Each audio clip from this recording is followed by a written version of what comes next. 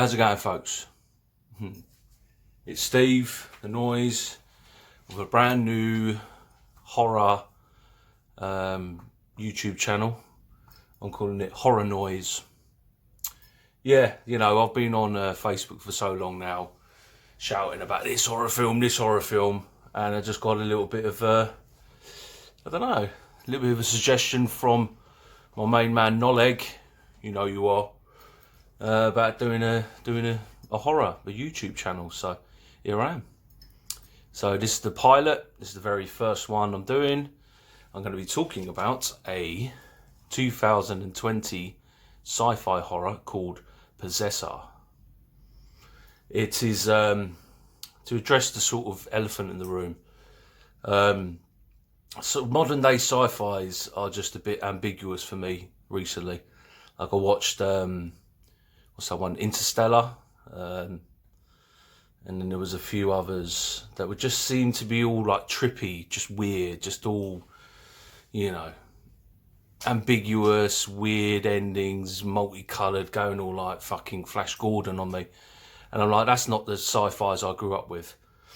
You know, it was all about aliens, Predator, Event Horizon. So when I heard about this film, Possessor, starring Andrea Riseborough, Andrea Riseborough. I've seen her in a couple of things before. She was fantastic. There was a chap in it called Christopher Abbott. He was the star of the show for me. He was absolutely amazing. And led by the evil sort of kingpin in it was Jennifer Jason Leigh. Sean Bean made a small cameo in it, but I won't, no spoilers. I'm going to try not to give any spoilers in this, but short cameo, I think you know what that probably means. It was directed by Brandon Cronenberg. Now, he's only done one horror film before that, and that was Antiviral, which is on my list to watch. But I don't know much about him, apart from he was the son of David Cronenberg, who directed such classics as The Fly and Scanners. So, he's obviously, you know, a chip off the old block. Apple don't fall away from the tree. So, yeah, big shoes to follow in. His dad obviously doing The Fly, but he done this. This is the first film I've seen of his. Like I said, he's got this other one called Antiviral. Never got around to it yet. And I went into this looking at the synopsis, and I'm not giving away any spoilers here, but basically set in the future, not too distant future, not too like, you know, but it's dystopian, and they have this sort of technology where they can implant a person's psyche into another person's brain. It sounds quite Black Mirror, and it's quite similar to a sort of Black Mirror episode, but this is horror, and this is gore, this is violence, this is brutal.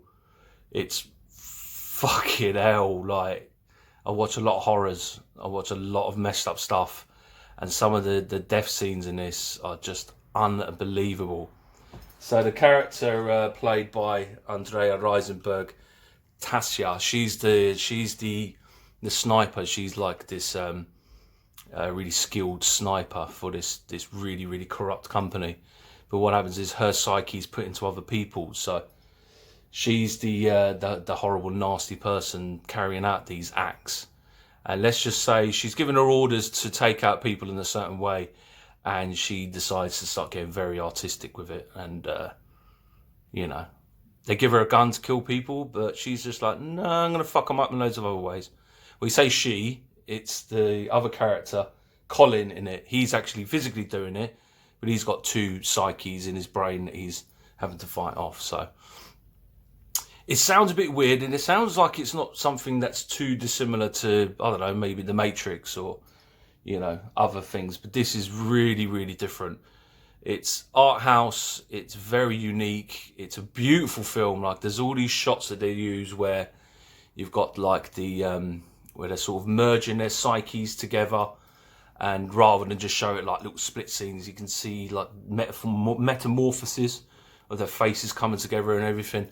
It's, even though it's horrible and brutal and fucking disgusting, it's also a beautiful film. It's shit. It's just filmed just impeccably. They use a lot of practical effects, so not loads of CGI and stuff. So, and the twist in it, yeah, it's not for the faint-hearted. But I've been watching a lot of messed up stuff recently. A24 have been screaming about their movies, and but this one, Possessor, it's up there, man. It's up there. This is the part where I'd usually have a nice little graphic going bling bling, but it gets a noise. The noise is 9 out of 10. It's absolutely fantastic. Don't be put off by the fact it's a sci-fi. That was the thing I was going into it. I was a bit like, oh, this is going to be all weird, but it is brutal and fucking horrible. So yeah, it gets a 9 out of 10 for me.